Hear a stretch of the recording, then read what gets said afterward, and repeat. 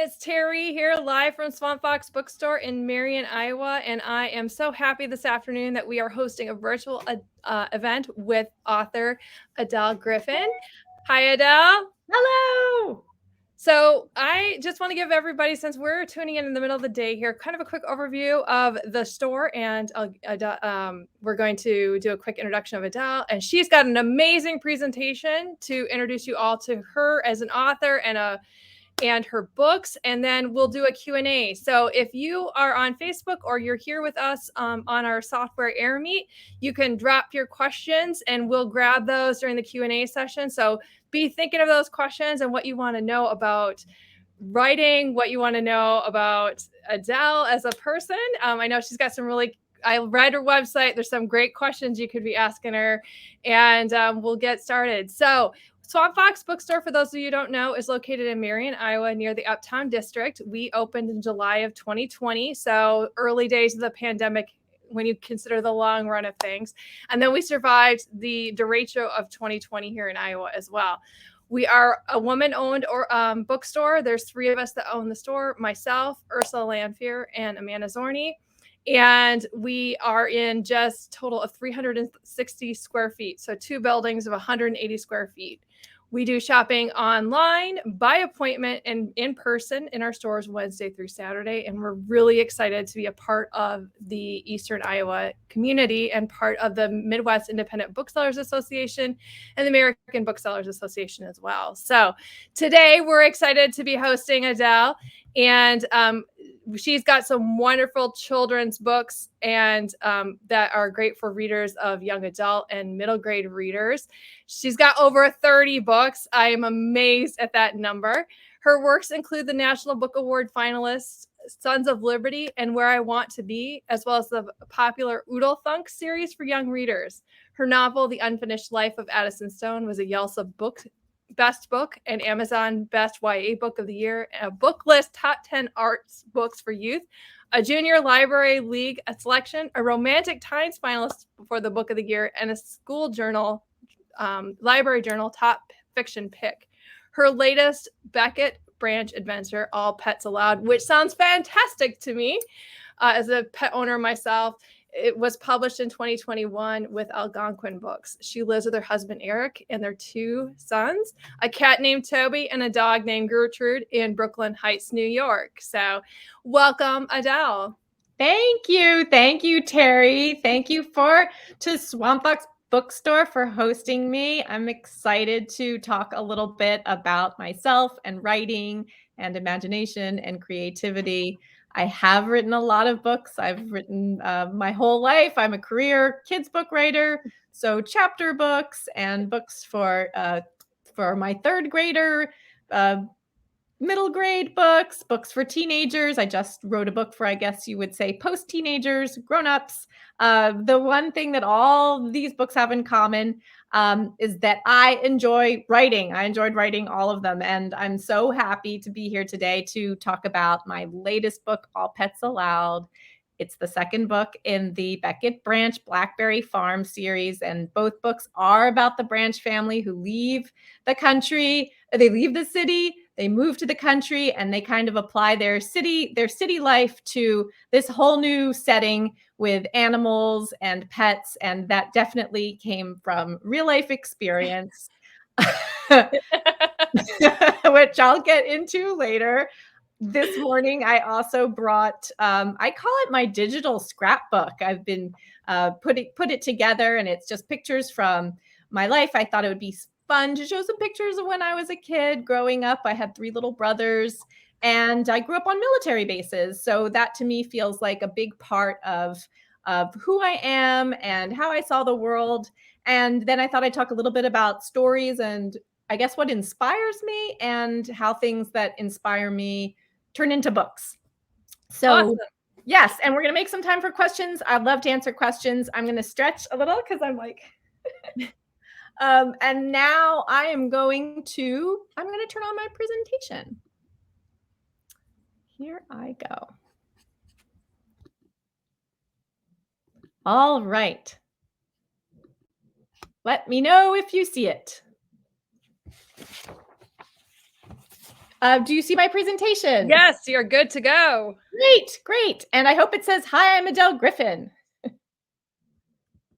I'm going to talk a little bit first about growing up. Here's a picture that I found when I was about 7 years old. I did not always know that I was going to write books for a living, but I always loved to read out loud to my little brothers. And when I read out loud, I like to be in a bonnet. I like to be in some kind of dress up. And this is the best picture of all because I'm reading out loud in a bonnet. And apparently, I'm reading a book about costumes. So that hit all of my favorite things.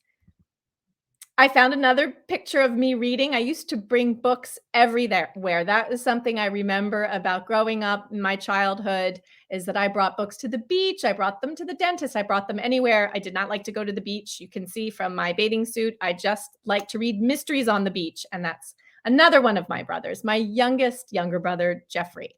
I have 3 little brothers.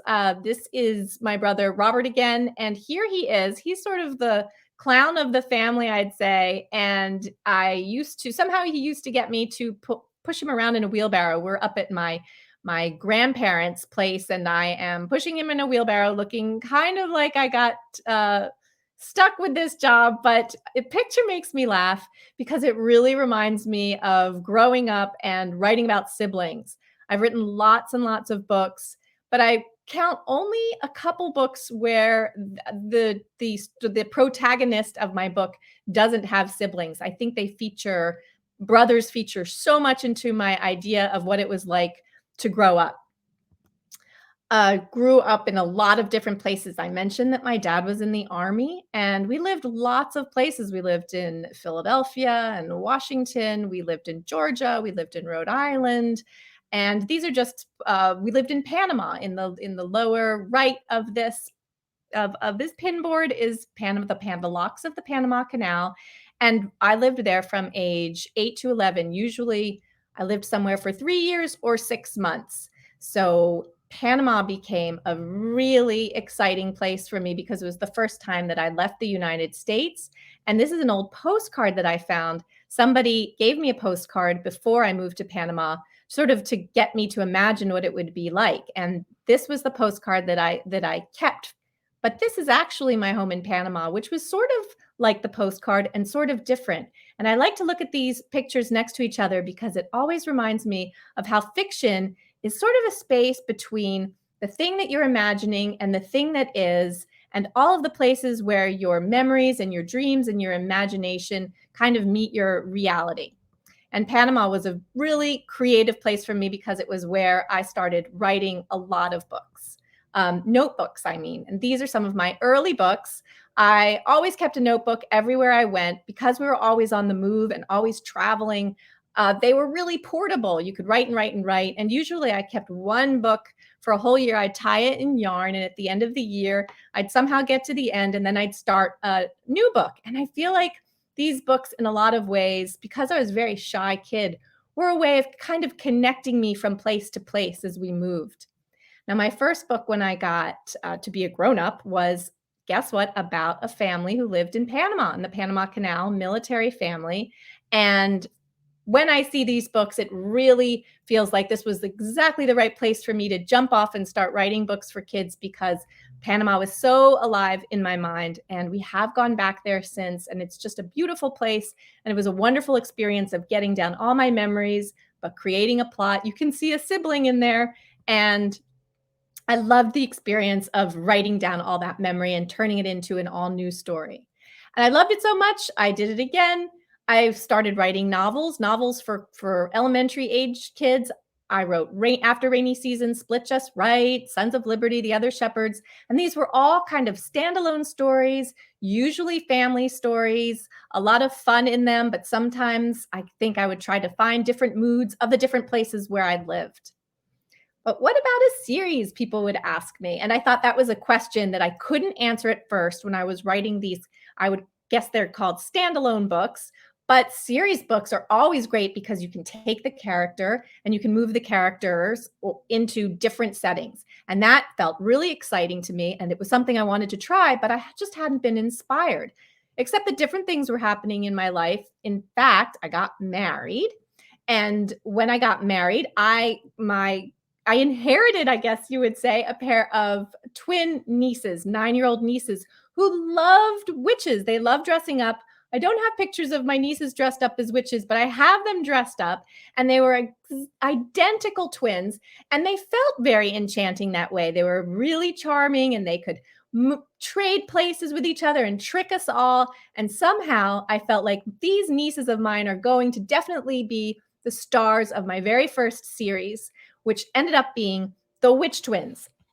The Witch Twins was a really, really fun series for me because I got to concentrate on real life inspiration, and I got to play with the personalities of my actual twin nieces, Tessa and Tanya, when I invented Claire and Luna Bunkin, who lived in Philadelphia, a place I'd actually lived. And it really felt like I could be more creative with every different adventure they had. And I loved doing that series. But new things were happening to me. And in fact, my husband and I moved into New York City and met so many different kinds of people. And this was very different from military bases for me. Suddenly there were neighbors all around. I had across the street neighbors, I had upstairs neighbors, I had side to side neighbors, and I started making up stories about them. And one of the stories I made up because they fascinated me were the neighbors across the street who had a great big chandelier, very dark apartment, but they were always getting deliveries. And all these deliveries seemed to be like fruits and vegetables. And I thought maybe our neighbors are vegetarian vampires. And that became my next series. The Vampire Island series is about siblings, my favorite, who live in New York City, which was my new favorite thing.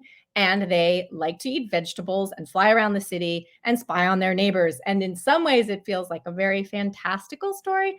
But in other ways, it feels like exactly the kind of story that I wanted to write because it was all what was going on in my life kind of turned into fiction. Now, after I finished the Vegetarian Vampire series, I got really interested in more kind of the exciting, mysterious spaces of New York City, things that I consider to be a little bit like haunted spaces. And I also thought back on my childhood, which was moving from house to house to house. When you're an army kid and you move into a different house, it's very recently unoccupied by the previous family who lived there. And to me, I was really interested in kind of being a detective about that family because I'd find like maybe a swing set, or maybe I'd find, stickers on the walls or little decals, or maybe something that would say, oh, this was the family who lived here before. And after writing about the vampires and writing about that spooky space, I thought maybe I'll start writing more about ghosts and ghost stories and haunted spaces. And that became a lot of interesting, kind of like a ghostly period where I started inventing stories about strangers coming to town, like stories like Tighter and Loud Awake and Lost and Picture the Dead, which for me was a great one because I got to work with my dear friend who is an illustrator, Lisa Brown, and we got to do some history because we set this particular ghost story during the Civil War. And for us as friends who lived on opposite coasts, she lived in California and I lived in New York, we got to trade emails of different things that we found from the Library of Congress, and we were looking in old diaries, and we began to create a great story that I loved working on with Lisa because, of course, it was also illustrated, and that was a really different kind of creativity for me. It also got me to do the thing that I loved best, which is dress up in funny clothes, and this is how we ended up touring the book Picture the Dead. There is Lisa in a big hat. There's me in a cap. And here we are together. This was a really fun, unexpectedly fun part of writing that I didn't count on, which was dressing up in costumes and talking about the book. I really am always looking for an opportunity to wear costumes in this job. And I was very lucky to find it with Picture the Dead. But there were other things happening to me. I had kids, and my kids were more about dinosaurs. My two boys loved dinosaurs from very early ages, and they weren't as interested in vegetarian vampires or ghosts or witches. And so I became interested in dinosaurs. And when you love dinosaurs, what are you going to do if you're a kids book writer? You're going to write about dinosaurs. And that's when I came up with the series, The Oodle Thunks, which was a really fun for me because it's siblings and they live in a version of prehistoric Colorado that probably would not be every historian's best idea of what was happening in prehistoric Colorado because the dinosaurs and the Oodle Thunks were together. But in lots of ways, it was very fun because Colorado has lots of fossils and it was a great place to set. It was a great setting. And it was fun to come up with siblings getting up to different adventures in my favorite format, series story, where I could get Bonk Oodle Thunk and Una Oodle Thunk to do different things in different books. And guess what? I got to work with an illustrator, which I loved. Mike Wu is a Pixar illustrator, and he does tons of sketches, and it was so creative and fun trying to figure out what the illustrations would be for this book. And he would send me sketches, and I've always felt really appreciative and lucky to be able to work with such talented children's book illustrators as I have throughout my career. But there were more changes happening. We left New York City and we decided to take a little trip to the country and figure out if we could be country living people with the two boys, with my husband, and with animals. There were suddenly animals all around us. We had a farm on the right, we had a farm on the left. That is a picture of a chicken that I took. We were meeting different animals, and my dear friend Courtney Scheinmel and I decided, why don't we do a collaboration with animals? And we did the Agnes and Clarabelle books, Agnes and Clarabelle and Agnes and Clarabelle Celebrate, which was just fun. And it was continuing my real love of writing for the age of the kids that I had. And we also were a family that was growing. We got a puppy named Trudy. We got a cat. Well, first we got a kitten named Toby and a puppy named Trudy.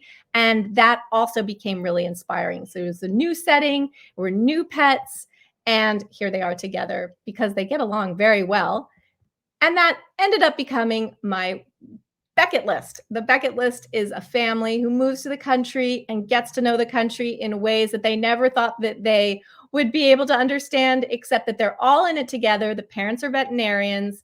And I had the chance to work with wonderful illustrator Lewin Pham, who does so many wonderful illustrations for the Becket List. It got me so inspired when I would see her animals and her faces because there's so much energy in these pictures.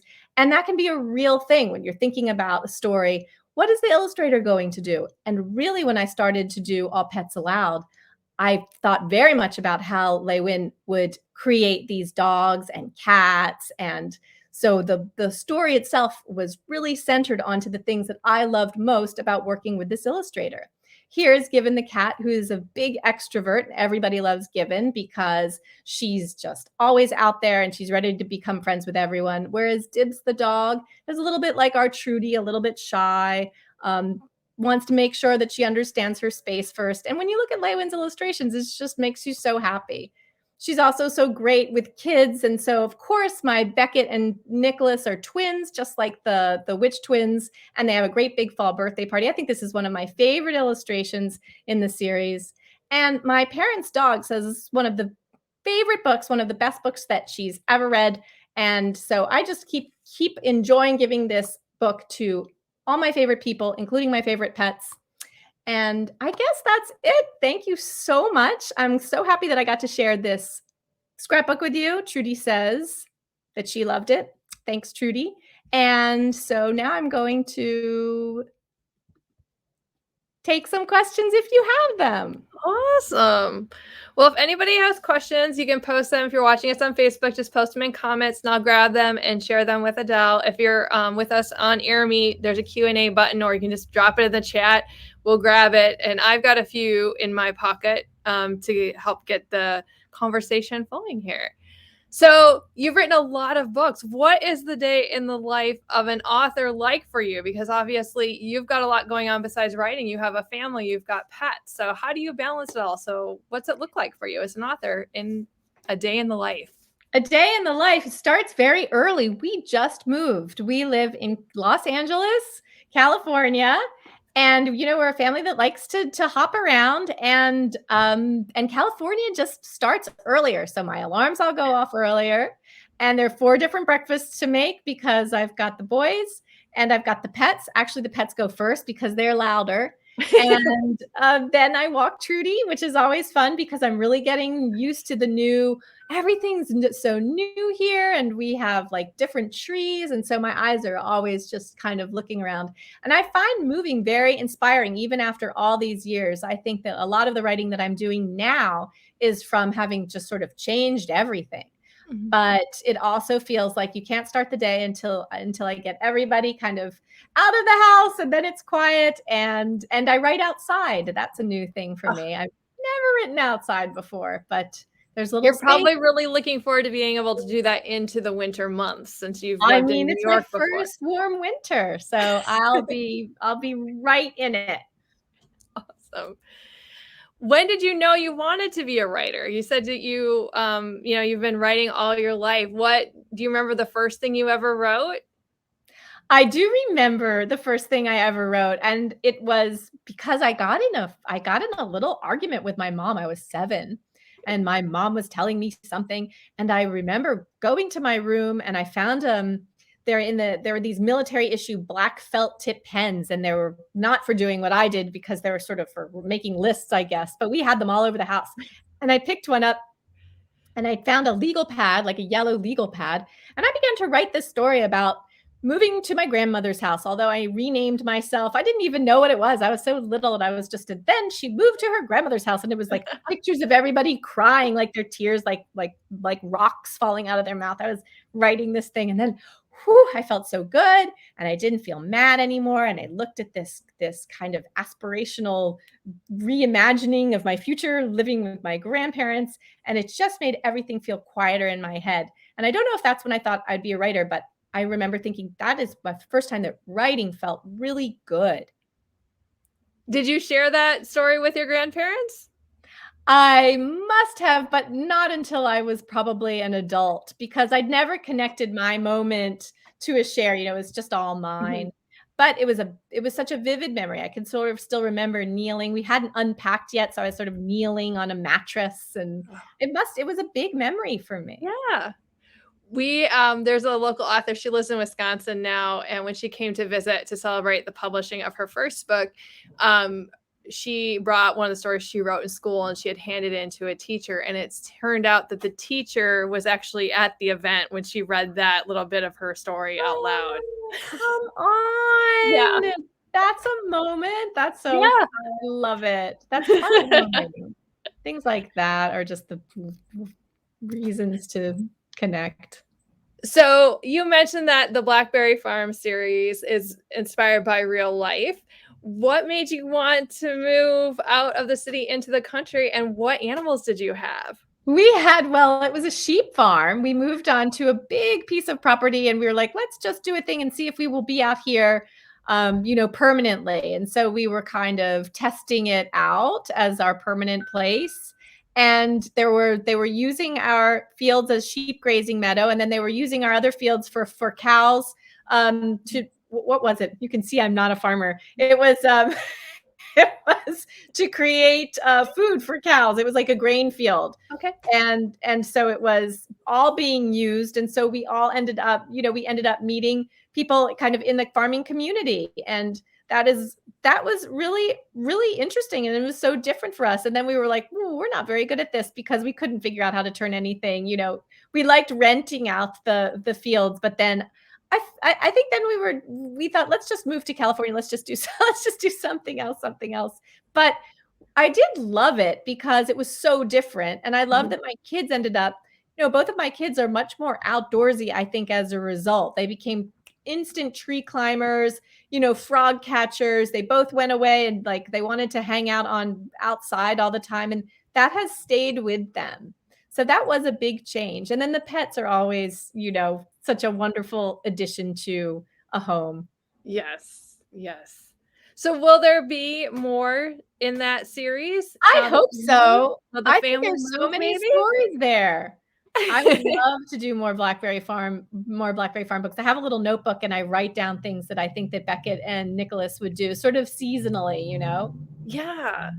You could celebrate Christmas soon, maybe the holiday I season. know, like there isn't a cold weather one yet. There is a summer one, and now there's a fall one. So I feel like naturally we're moving into cider and hay rides, or snowstorms or Yeah, I immediately thought of the house, the little prairie in the big wood, or oh, little yeah, house in yeah, and the the big long woods.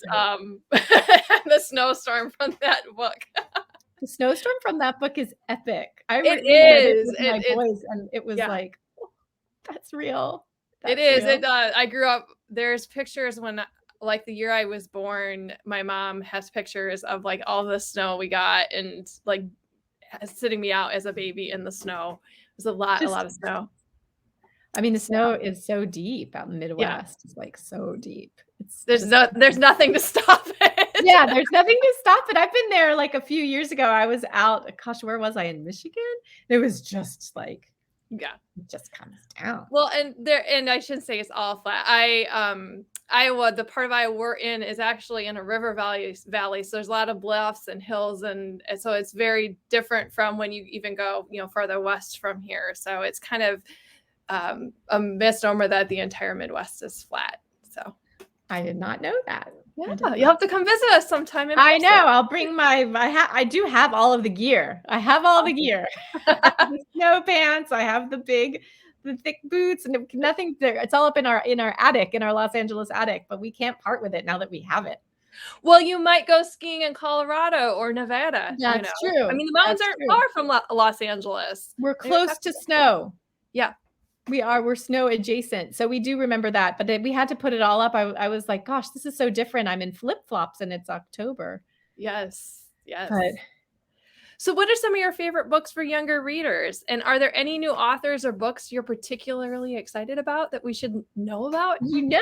what's interesting is I thought I'm just going to go and look in on my kids' bookshelves because we're always looking at books. And then sometimes when I get this question, I think, oh, what are we reading? And I can't remember, but I did go and look.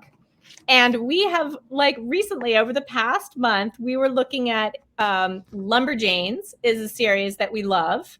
And we've been reading Spy School and Weirdo, a lot of graphic novels. The kids love graphic novels. Yeah. And Princess Black. The Prince and the Dressmaker is one of our favorites. This is Jen Wang and Catstronauts. Catstronauts. That is something that the kids both love, the Catstronauts. That's also Fun. graphic novels that they love. And I always think, that the author I'm very excited about lately, and I guess maybe because I knew her from the OMG Book Fest, is Christina Soontorvart and A Wish in the Dark, which we have. That's in our bookshelf, and she's just amazing, and she's doing really cool things. And She always has beautiful covers on her books. Yes, so true. Like, I don't know, that captures the magic in the story. It's just, I see those covers, I'm immediately drawn into them. That's true. And I know Ursula's a big fan of one of her series. So yeah, she's amazing. She's like such a bright star in the space. So we do have a question from Courtney. She says, do you work on one project at a time or have your hand in different things at once? Oh, that's such a good question. Thanks, Courtney. I like to keep a hand in different things at once. There's so many cool things going on right now in middle grade. We're actually lots of projects. I don't know if I can talk about them all, but I do like to keep busy with lots of different things, because if one thing, is happening, then, and I feel like, oh, I'm stuck on that, then I'll go into another. And Amanda said she loves The Prince and the Dressmaker. She wanted it's such a great book. I was just leafing through it. I was like, oh, this is so dog-eared. We've loved this for a while. So what advice or insight do you have for parents and teachers for sharing your books with children? Oh, well, sometimes I feel like when I was younger and moving around all the time and always, people would say, oh, it's good for you because you're shy. Like it would get me over being shy. And I think not so much. I'm still really shy. I never really lost it. And I don't actually think of it as something to get over anymore. And I think that if I had an idea of what writing is, I think being a good observer, I think that my books are about being a shy observer, and kind of, if you're thinking of writing, like going into the space that feels really something that is very obvious about you and actually celebrating it. is really a great way to be a storyteller. I listen to my kids. My younger son loves dialogue, and when he tells a story, it's all very auditory and it's all in the dialogue. My older son, he loves concept, so he's always about the what if story. And those are both really strong places that live in them for how they're storytellers. The way, my kind of quiet observing is how I tell a story. But I always feel like connecting to that person that you are is really interesting for how you are a storyteller, because we're all storytellers. It's just kind of like accessing the thing and saying, oh, this is really who I am as a storyteller. You can always find something very interesting, I think, about yourself. Yeah, wonderful. So you mentioned, and you shared pictures of them. You have a cat, Toby, and a dog, Gertrude. And you said they get along. Trudy? October and Gertrude, but we call them Trudy and Toby, and I mess it up all the time. I'm like, and you said they get along. What's the funniest? Really? That is so awesome, because I mean, usually you think cats and dogs don't get along. What's the funniest story about them that you can share with us? Well, Trudy is, a very low energy dog. She's a spaniel mix, and Toby was an indoor cat. Even when we were upstate, did not like to go outside. But lately we have a bit of yard, and Toby goes outside, and Trudy, who's never in it for anybody than Trudy, whenever Toby goes outside, Trudy is suddenly the big sister, so protective, so worried about like ambient noises. And as soon as another dog barks, Trudy herds Toby inside again. And I think it's so sweet because it's all like, mostly because it's so not Trudy's personality. Trudy's like, who's protecting me? All the time. That's her MO, except with this cat where she's like, no, I got to take care of the cat. I got this, against the Pomeranian who's barking or whatever is behind the fence, So it always endears me to Trudy that she has this like little extra sibling, older sibling care. Actually, she's the younger sibling, but she's bigger. So I think that is very, very sweet. I love that about this dog. Mostly this dog is in it for herself. We have two cats, and the one cat, the older of the two, she's 8 now. When we found out after we adopted that she came from a hoarder home, and then we got a kitten during the pandemic last year. And we thought when we moved, it would be a very traumatic experience for her because like coming from a hoarder home and then like having all this space, she's more shy than a lot of cats are, and change is difficult for her. And so, but what we noticed when we moved 3 weeks ago is she was the one that was being adventurous and going around, and then she'd go back to the room where the kitten, well, he's a year old now, and like come back and kind of look at him and nudge him out. Like, it's okay to go out. It's safe. Like she was playing that big sister with him.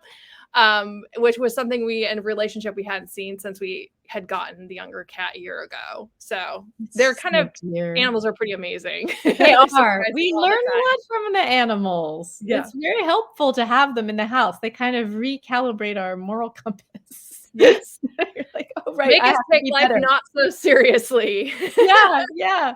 And there's just like this overwhelming goodness. There's this dependability and loyalty and just pure, just love. And you think, oh, I'll just sit with this dog or this cat and just feel more centered in my own life. They've been nothing but wonderful things. And we were late to pets, so it's been really fun to have them. And the boys love their pets. That's another thing. They're so sweet and caring. I always feel like the best of the boys comes out in their absolute care. You see their true self, right? Yeah.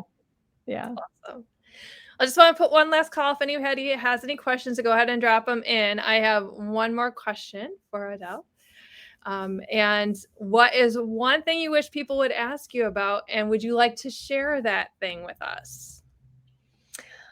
Oh, what is one thing I wish people knew how much ice cream I ate?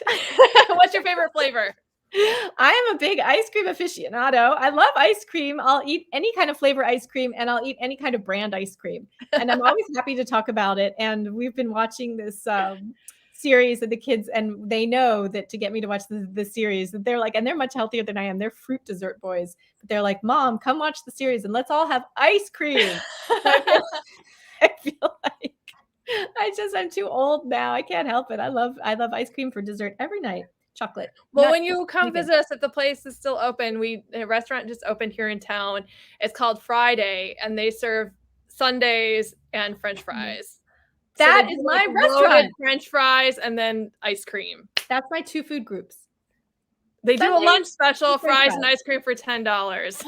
I'll be right there. And Sundays are my favorite way to have ice cream. If it's in a Sunday, forget it. That's my dinner.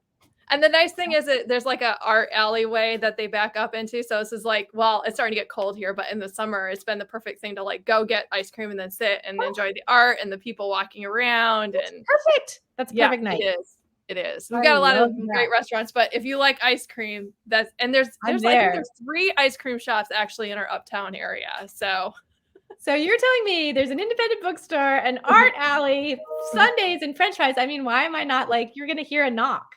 That's fine. Anytime. Come see us.